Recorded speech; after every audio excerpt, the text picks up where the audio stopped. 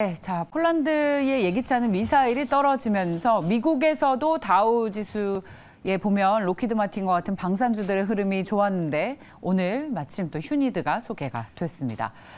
자, 돈이 보이는 뉴스 MBN골드의 백인현 매니저와 함께하겠습니다. 어서 오십시오. 네, 안녕하세요.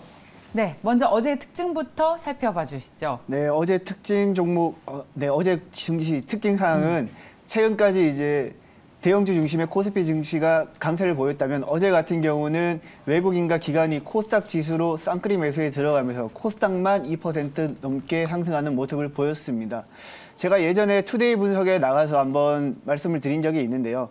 연말까지 대형주 중심의 장세가 나타나다가 연말부터 반도체 종목들이 서서히 반등하기 시작해서 내년 초부터 중국 봉쇄 완화가 시작되면 반도체 종목들이 본격적으로 상승하지 않을까라고 말씀을 드렸는데 기존 스탠스를 조금 바꿀 필요가 있겠습니다. 지금까지 대형주 중심의 종목들이 생각보다 빠르게 올라왔고요. 그리고 반도체 종목들이 생각보다 빠르게 올라오면서 이제는 대형주에서 중소형주 종목으로 수급이 조금은 이동하지 않을까라고 생각이 들고요. 따라서 대형주 중심에서 중소형주 중심으로 포트를 조금은 변경했으면 하고요. 반도체 종목은 반드시 포트에 들어가 있어야 된다라고 말씀을 드리겠습니다. 어제는 외국인과 또 기관이 어떤 종목을 많이 매수했고 많이 매도했는지 한번 살펴보도록 하겠습니다. 어제 외국인 같은 경우는 LG에너지솔루션과 삼성전자, DB하이텍 등을 매수했는데요. 특징적인 점은 DB하이텍입니다. 어제 같은 경우 워렌 버핏이 TSMC를 5조 원 이상 순매수했다라는 언론 보도가 나오면서 국내 파운드리 업체인 DB하이텍이 수혜를 받는 모습이고요. 그 외에 중소형 반도체 소부장 종목들도 수혜를 받는 모습입니다. 표에는 나와 있지 않지만 코스닥 종목들도 외국인들은 순매수했는데요. 조금 특징적인 모습이 보였습니다. 알테오젠과 첨보, 시젠, 스튜디오 드래곤, YG엔터, 위메이드 등으로 매수를 했는데 코스닥 종목에서는 외국인들이 바이오에 이제 서서히 매수세를 매집하는 모습이 보였고요. 그리고 엔터와 게임주들도 서서히 매집하는 모습을 확인할 수 있었습니다. 그리고 순매도 종목에는 삼성 SDI와 기아, SK하이닉스 등을 순매도했고요. 기관 같은 경우도 순매수 상위 종목 한번 보겠습니다. 기관 같은 경우는 최근에 코덱스 인버스를 순매수하면서 고배를 마신 적이 있는데요. 어제 같은 경우는 포지션을 변경해서 코덱스 레버리지를 가장 많이 매수했고요. 그 다음에 엔터주인 SM을 매수했고 그리고 SK하이닉스와 LG전자 등을 순매수했습니다. 기관 같은 경우도 코스닥 같은 경우에는 SM을 가장 많이 매수했고 바이오 종목 중에서는 ABA 바이오를 가장 많이 매수하는 모습이었습니다. 그 외에도 셀트리온 헬스케어라든지 동진세미캠 그리고 바이오 기업인 레고캠 바이오를 순매수했고요. 그리고 기관 순매도 상위 종목에는 어제 같은 경우 LG에너지솔루션을 가장 많이 매도했고 그 다음에 크래프톤, 현대차 순으로 순매도하는 모습을 보였습니다. 그러니까 2차전지 대표 주식은 좀 파는 것 같아요. 네, 대형주 중심으로 조금 파는 것 같습니다. 예, 아무래도 많이 올라서 좀 연말 앞두고 계좌 관리를 하는 게 아닌가라는 생각을 하고 있고 말씀하셨던 것처럼 바이오주들의 한꺼번에 매기가 들어오는 것도 연말에 뭐 특별한 이슈가 있는 건지. 연말보다는 내년 초에 JP모건 헬스케어 그게 있기 때문에 연말부터는 서서히 매집을 해서 그때 JP모건 헬스케어 임박해서는 다시 매도하지 않을까 그렇게 전략을 한번 세워보면 될 것 같습니다. 네, 워런 버핏은 TSMC를 삼성전자 살 거 잘못 샀다는 소문이 있어요. 아, 그런가요? 네. 일단 뭐 국내 대형주 반도체 종목들은 많이 올랐기 때문에 한 소리였습니다. 네. 반도체 주식이 많이 올라서 많은 분들의 계좌도 점차 회복되고 있다고 맞습니다. 하시는데 자, 오늘은 돈이 보이는 뉴스 어떤 것이 포함이 되어 있을지 궁금합니다. 전해주십시오. 오늘 돈이 보이는 뉴스는 첫 번째 인도네시아 행정수도를 이전한다는 뉴스를 가지고 왔는데요. 기사 제목은 LG CNS가 인도네시아 신행정 수도인 이제 스마트 시티를 설계한다는 그런 내용이고요. 주요 내용은 인도네시아 정부가 2045년까지 신행정 수도를 보르네오 섬으로 이전하는데 약 하나로 50조 원 정도가 투입된다고 합니다. 관련 테마는 기본적으로 네옴시티 테마랑 많이 겹칩니다. 많이 겹치고 기본적으로 두 테마가 향하는 키워드는 스마트 시티라는 키워드로 향하는 것 같습니다. 예를 들면 UAM 관련 종목들이 부각될 수 있겠고요. 그리고 탄소 제로 정책을 통해서 신재생 에너지가 다시 한번 부각될 수 있겠고 어제 같은 경우는 5G와 6G 관련 종목들도 부각되었죠. 관련 종목 한번 가볍게 살펴보면 UAM 관련 종목으로는 제가 어제 한번 방송에서 소개해드렸던 캔코아 에어로스페이스가 관련주로 부각될 수 있겠고요. 그 외에 베셀이 부각될 수 있겠고, 그리고 UAM 관련 종목, UAM 자동차가 하늘을 날기 위해서는 통신망이 잘 구축되어야 됩니다. 그래서 어제 같은 경우는 새롭게 5G와 6G 통신망 관련 종목들이 많이 상승을 했습니다. 예를 들면 HFR이라든지 솔리드, KMW 같은 전통적인 5G 관련 종목들이 많이 상승을 했고, 그리고 6G 같은 경우는 저궤도 인공위성이 반드시 필요한데요. 관련해서는 인텔리안테크 등이 부각될 수 있겠고요. 그리고 스마트 시티 설계 관련해서는 LG CNS와 같은 LG 그룹사인 LG 헬로비전이 어제는 조금 올랐습니다. 그 외에는 철도 관련 테마인 데아티아이가 올랐고요. 그리고 에스트래픽, 현대로템, 대우AL 같은 철도 관련 종목들이 올랐고, 제가 데아티아이 같은 경우는 지난 방송에서 한번 소개를 해드렸죠. 지난 방송에서는 철도 사고 이후에 정부의 후속 조치 관련 기대주로 소개를 해드렸는데, 어제 같은 경우는 인도 신행정 수도 이전 관련해서 테마로 부각되면서 장중 15%까지 급등하기도 했습니다. 그리고 그 외에는 인도네시아 보르네오 섬에 토지를 보유하고 있는 JC케미칼 등이 관련 종목으로 부각되었습니다. 네, 네. 자, 인도네시아 행정수도 옮기는 것까지 우리가 신경을 써야 되나 라는 생각을 했는데, 네네.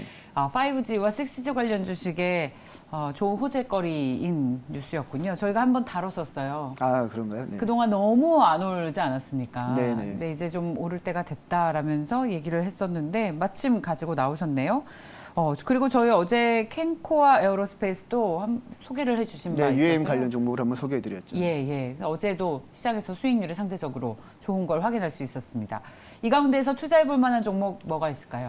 오늘 같은 경우는 인텔리안테크 가지고 왔습니다. 바로 글로벌 1위 해상용 위성통신 안테나 제조업체인데요. 저궤도 인공위성 수혜주로서 가지고 왔고요.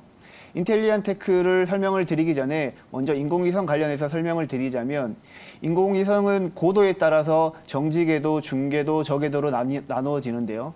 정지궤도 같은 경우는 고도가 너무 높아서 6G를 운영하기 위해서는 통신 속도가 너무 떨어집니다. 그래서 최근에는 스페이스X라든지 원앱 같은 경우 저궤도 인공위성을 많이 띄우면서 6G 통신에 대비하고 있는데요. 인텔리안테크가 바로 빠르게 이동하는 저궤도 인공위성을 트래킹하는 인공위성 안테나를 제조하는 그런 업체이고요.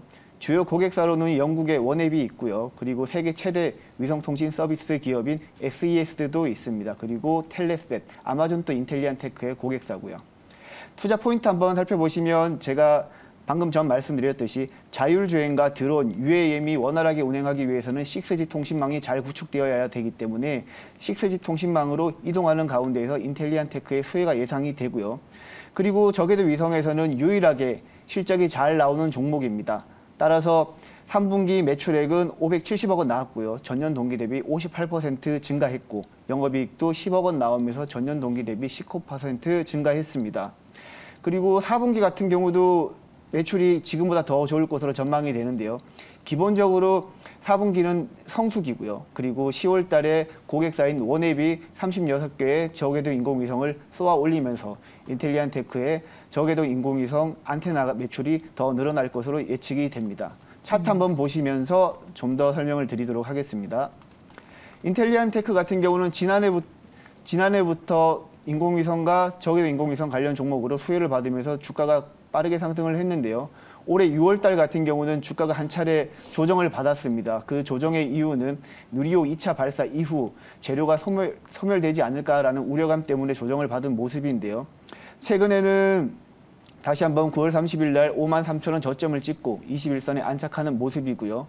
현재 구간부터 매수는 가능해 보이고요. 1차 목표가는 한 73,000원 정도까지 보면 될 것 같습니다. 네. 자, 인텔리안테크를 살펴보고 있습니다. 5G와 6G 관련 주식이 많이 올랐는데, 네, 오늘도 새로 소개를 해주셨어요. 저희가 지금 이야기를 하는 도중에 새롭게 나온 소식이 있어서 잠시 전해드리겠습니다. 저희가 이 방산 주식도 앞서 소개를 휴니드 마침 제알고 시간에 소개를 해드렸는데, 오늘 폴란드의 미사일이 떨어지면서 이게 러시아의 소행이 아니냐라는 이야기들이 계속 있었는데 러시아는 공식적으로는 부인했습니다. 그런데 나토권에 있는 폴란드 국가이기 때문에 지금 관련 대사회의가 오늘 소집이 된다고 하고요. EU도 긴급 회의를 소집한다는 소식이 전해지고 있습니다. 장중한 때 저희는 계속 소란이라는 표현을 드렸었는데 증시가 출렁이다가 다시 안도 랠리를 펼쳤습니다. 근데 미국장 끝나고 난 이후에 선물 지수가 지금 탄력이 다소 둔화되는 모습을 확인을 하고 계십니다. 자, 새로운 소식 나와서 전해드렸고요. 돈이 보이는 뉴스로 계속 이어가도록 하겠습니다. 다음 소식 뭘 볼까요? 두 번째 돈이 보이는 뉴스는 유통업체들의 3분기 실적이 개선되고 있다는 내용의 기사인데요. 기사 제목은 지갑이 얼어도 백화점은 간다. 그리고 오프라인 때 아닌 호황이라는 기사 제목입니다. 우선 기사에서는 백화점과 마트 그리고 편의점 이렇게 세 분류로 나눠서 구분을 해놨는데요. 가장 매출이 상승폭이 컸던 섹터는 바로 백화점 매출이고요. 두 자릿수 이상의 매출 성장률을 보였고, 그리고 마트 같은 경우에는 4에서 5% 정도 매출 성장률을 보였습니다.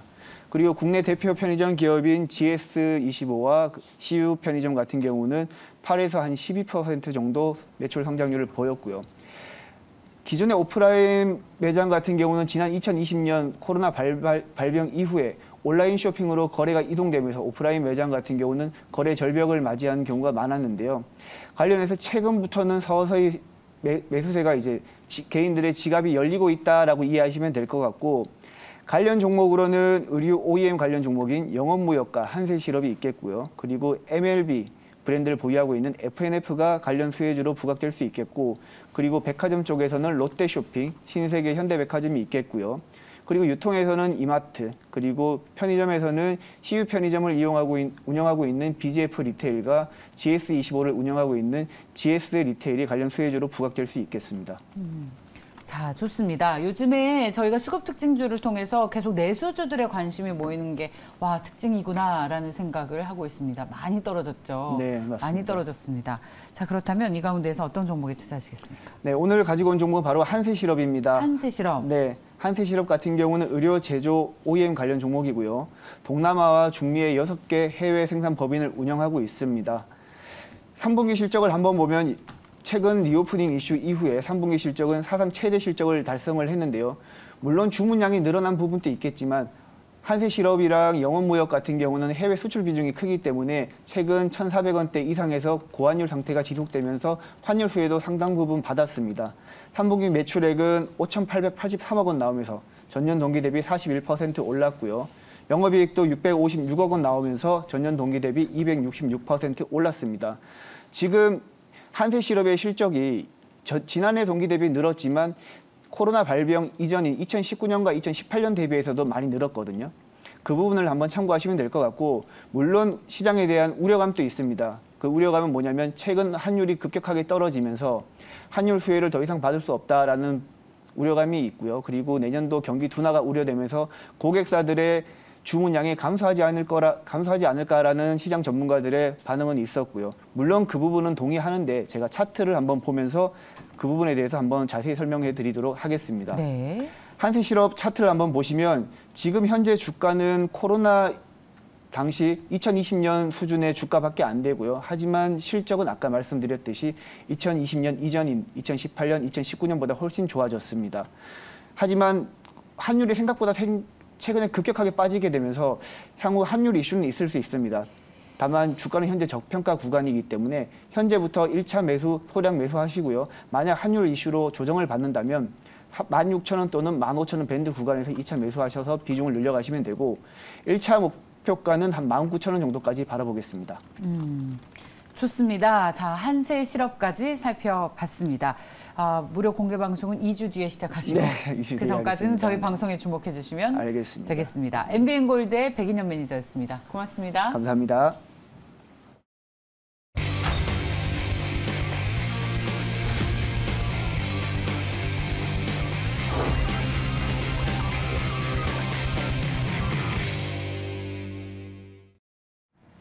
마켓 타이밍 모델을 통해서 최적의 매매 타이밍을 잡아보고